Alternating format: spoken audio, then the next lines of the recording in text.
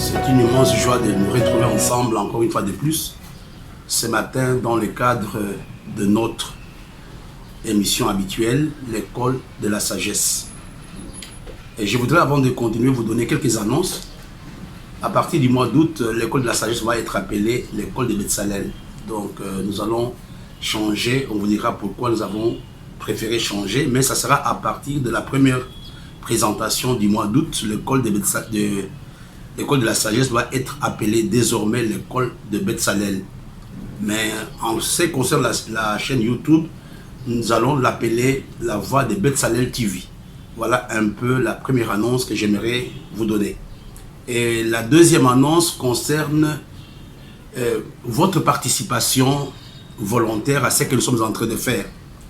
Dans quelques jours, je pense à partir du premier week-end du mois d'août, nous allons imprimer les livres qui englobent, qui va comprendre tous les enseignements que nous avons donnés à partir du mois de mars. Si ça vous intéresse, vous pouvez nous donner un coup de main. À la fin de cette émission, vous allez voir, il y a des adresses.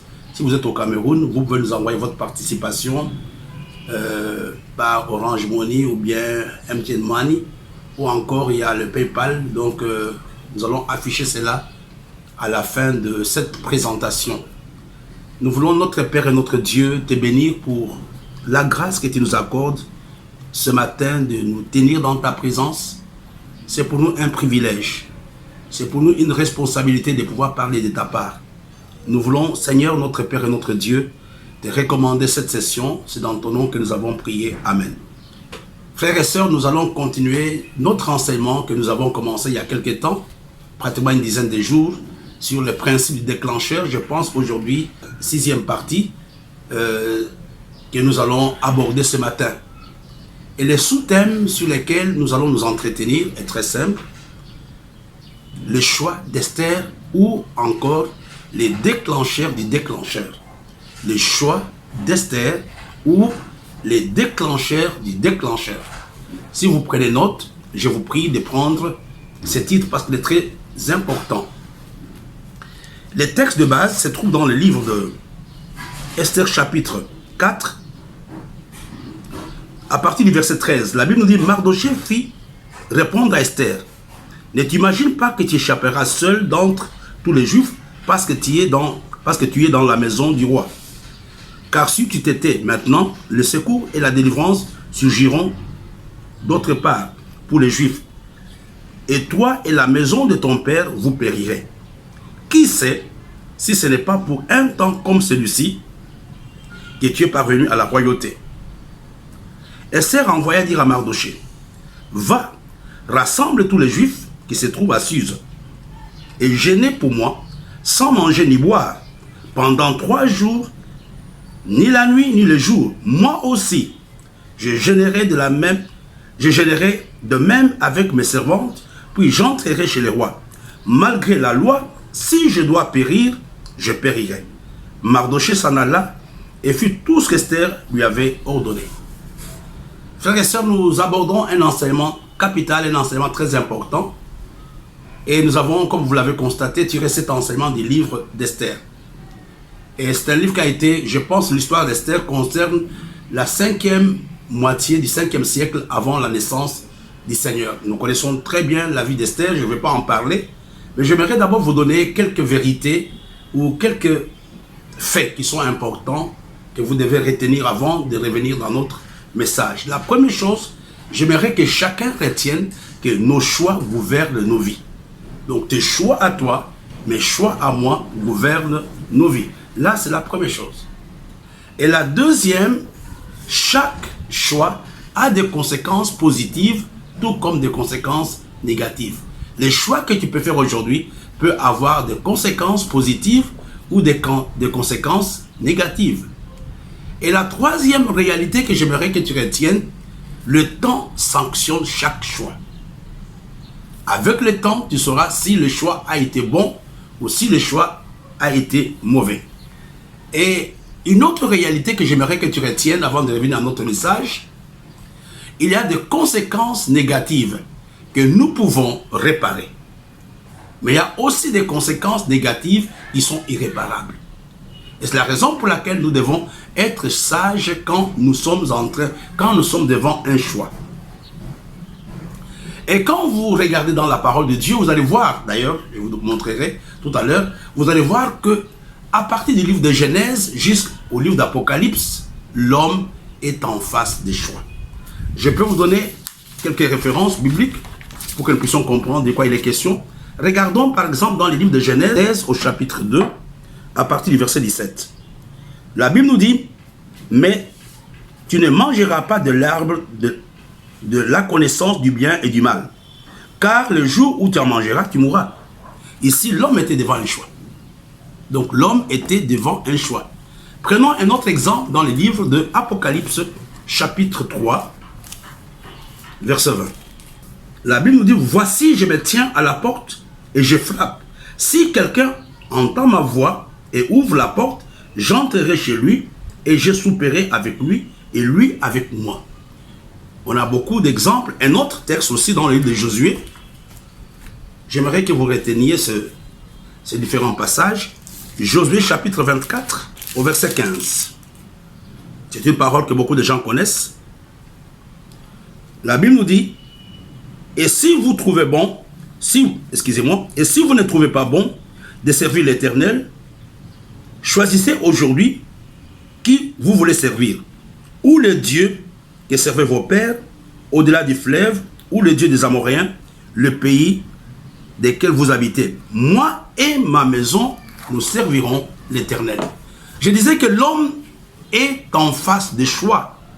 Et nous avons donné quelques exemples depuis le livre de Genèse jusqu'au livre d'Apocalypse. Dieu nous met régulièrement, Dieu nous met en face des choix. Revenons à l'histoire d'Esther, qui est l'histoire la plus importante pour illustrer notre enseignement de ce matin. N'oublions pas, Esther était esclave, si vous voulez bien. Elle était une esclave qui vivait en captivité. Esther a été éduquée. C'est son oncle Mardoché qui va l'élever. Esther, il y a des gens qui disent que c'était la nièce, d'autres disent que c'était la cousine de Mardoché, mais ce qui est vrai, que Esther était sous la tutelle de Mardoché. Et quand vous lisez dans la parole de Dieu, vous allez voir que tout ce que Esther est devenue, c'était grâce à Mardoché. C'est Mardoché qui va coacher Esther. C'est Mardoché qui va élever Esther. Et quand on avait cherché les filles qui étaient vierges, qui étaient belles, après la disqualification de Vatsi, Esther s'était présentée.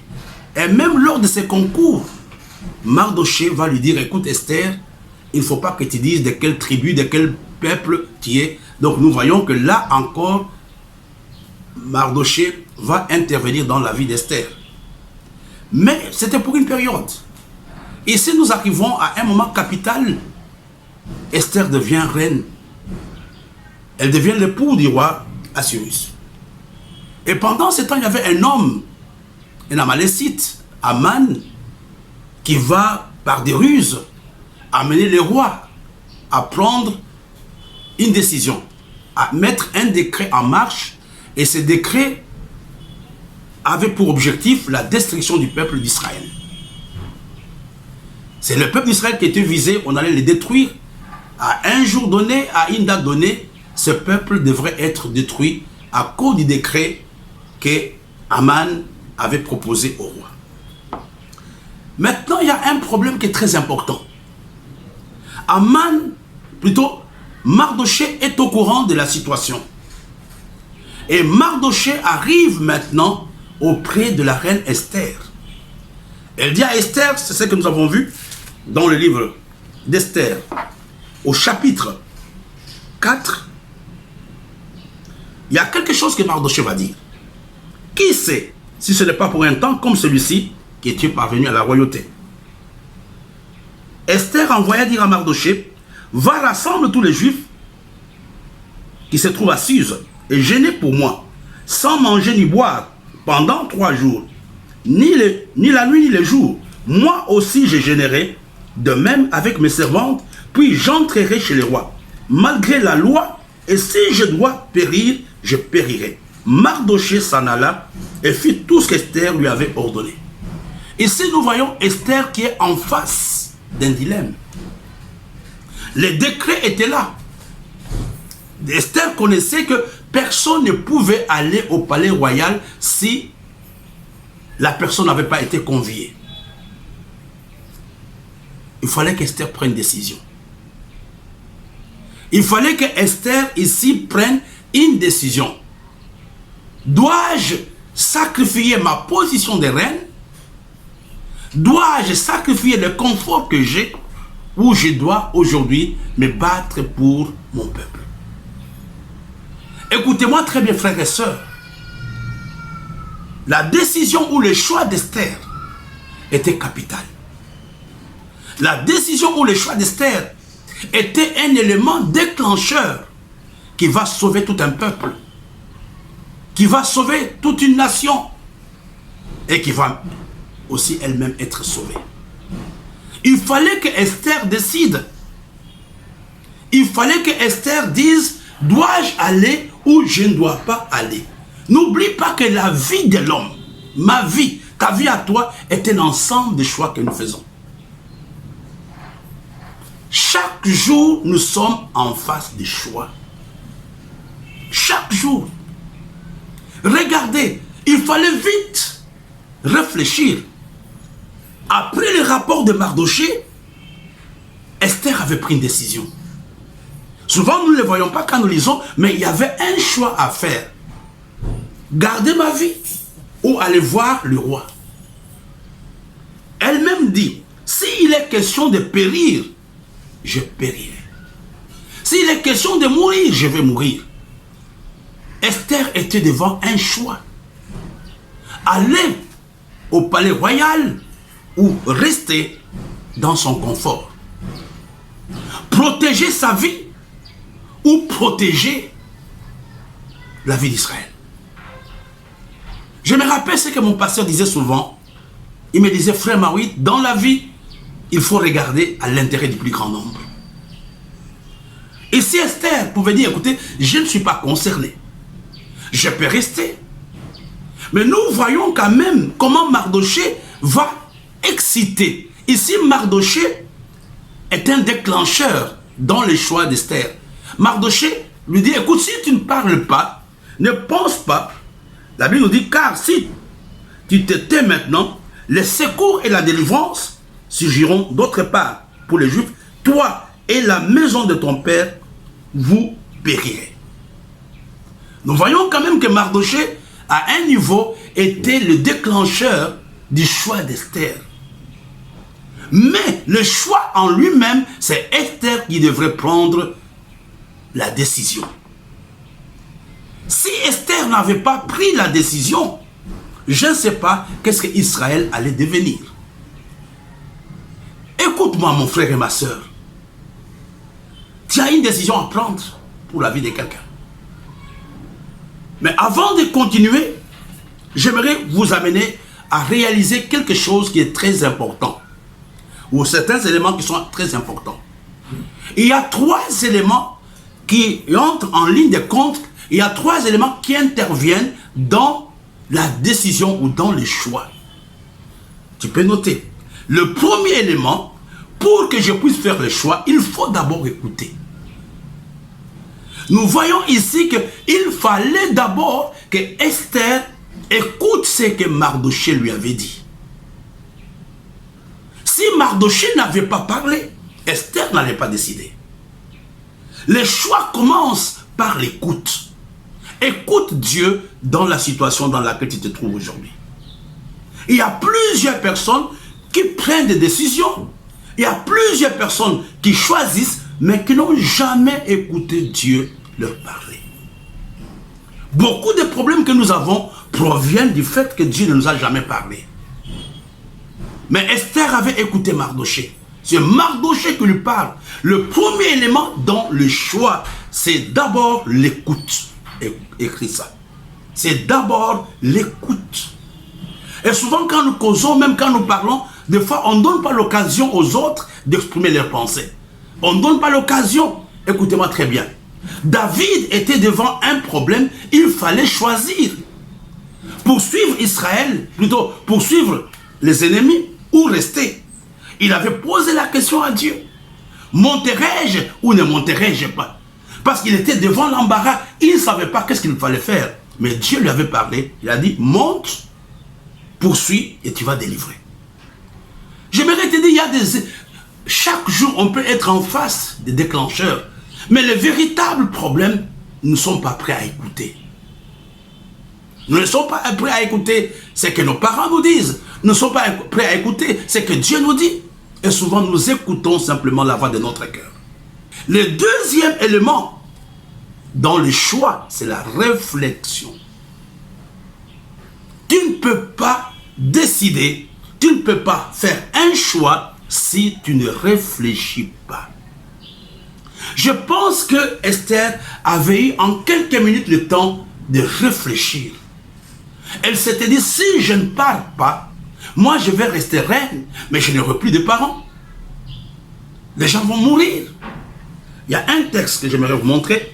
Philippiens chapitre 2, verset 4. Que chacun de vous, au lieu de considérer ses propres intérêts, considère aussi ceux des autres. Donc nous voyons, Esther avait eu le temps de réfléchir.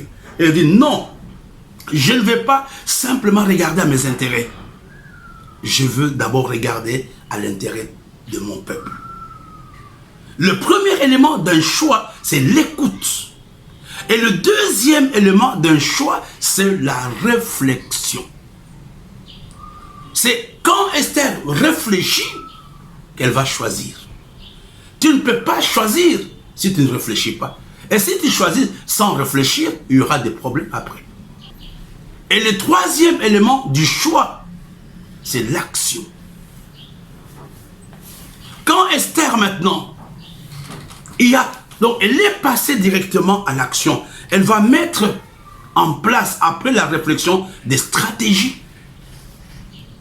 Le véritable choix amène à une action. Elle va inviter le roi. Elle va inviter le roi pour que le roi vienne manger. Elle va bien s'habiller pour aller voir le roi.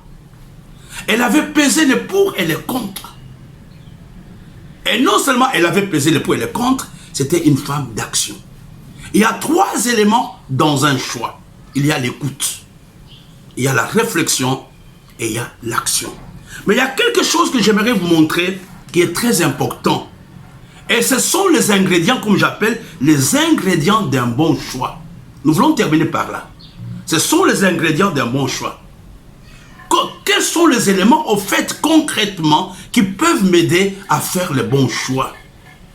Le premier élément qui peut t'aider à faire le bon choix, c'est le courage. Il n'y a pas de bon choix sans courage. Esther était courageuse. Elle a dit, s'il est question de mourir, je vais mourir. Mais il faudra au moins que mon peuple soit sauvé. Nous serons en face des situations difficiles, mais c'est le courage qui nous aide. Il y a quelques années, à l'église, il y avait une maman qui est venue me voir. Elle m'a dit, mais pasteur, écoute, voilà ce que le médecin m'a dit. Le seul endroit où je peux aller accoucher, c'est en France. Et il fallait qu'elle paye des millions, je vous dis. Un jour, j'ai prié, Dieu me dit, dis à cette femme de ne pas aller. J'ai dit à cette femme, tu ne pars pas. Elle m'a regardé, elle m'a dit, mais pasteur, tu n'as pas peur? Et si je meurs pendant l'accouchement, je lui ai dit, tu ne vas pas mourir. Elle en a parlé à son mari, j'ai dit à son mari, elle ne va pas mourir. Et par la grâce de Dieu, cette femme avait accouché, d'abord les douleurs même de l'enfantement avaient commencé à l'église. Quand elle est partie en clinique, c'était quelques minutes, quelques heures, elle avait accouché. Mais il fallait que je prenne ces risques-là. Il n'y a pas de choix sans courage. Et le deuxième élément du choix, c'est la sagesse. Nous voyons ça dans Esther. Comment elle va, elle n'a pas posé brutalement son problème au roi. Elle va bien s'habiller, elle va donner à manger au roi, etc. Et c'est vers la fin qu'elle va avoir le résultat de son choix. Un bon choix nécessite le courage. Un bon choix nécessite la sagesse. Et cela n'est pas suffisant. Il y a le courage, il y a la sagesse, mais un bon choix nécessite la volonté. Il y a des gens qui n'ont jamais décidé parce qu'ils n'ont pas de bonne volonté. Et quand vous lisez, dans le texte que nous avons vu, Esther avait confiance en Dieu. C'est la raison pour laquelle elle n'a pas pris une décision comme ça. Elle dit à son oncle, elle dit à Mardoché, allez prier pour moi, allez jeûner, moi aussi j'ai jeûné. Un bon choix a le quatrième élément, c'est la foi complète en Dieu. Il y a des situations, c'est la foi en Dieu qui va t'aider. Ne regarde pas aux circonstances. Aie une foi en Dieu. Aie une foi en Dieu. Je n'ai pas le temps de vous donner des témoignages. Et le cinquième élément d'un bon choix, souvent qui manque dans la vie de plusieurs chrétiens, c'est l'intelligence. Il y a des gens qui ne sont pas intelligents. Dans ma tribu, on dit, il ne faut jamais aller faire le caca à la source, parce que tu vas boire cela quand l'eau va venir vers toi. Et beaucoup de gens ne réussissent pas à faire de bons choix parce qu'ils ne sont pas intelligents. Et le dernier point qui est très important pour faire de bons choix, il faut avoir la diplomatie. Et nous voyons tous ces éléments dans le propos d'Esther. Ce matin, je vous ai dit que notre vie est gouvernée par les choix que nous faisons. Grâce au choix d'Esther, Israël avait été préservé. Pourquoi j'ai dit les déclencheurs des déclencheurs? C'est grâce à Esther que son oncle, qui était son premier déclencheur, nous voyons ainsi que Esther devient le déclencheur de son oncle Mardoché. C'est grâce à elle que Mardoché va être propulsé. Si Esther n'avait pas décidé d'inviter le roi, si Esther n'avait pas donné à manger au roi, si Esther n'était pas sage, je ne sais pas ce qui allait arriver dans la vie de Mardoché. Je vous ai dit le choix d'Esther ou encore le déclencheur des déclencheurs.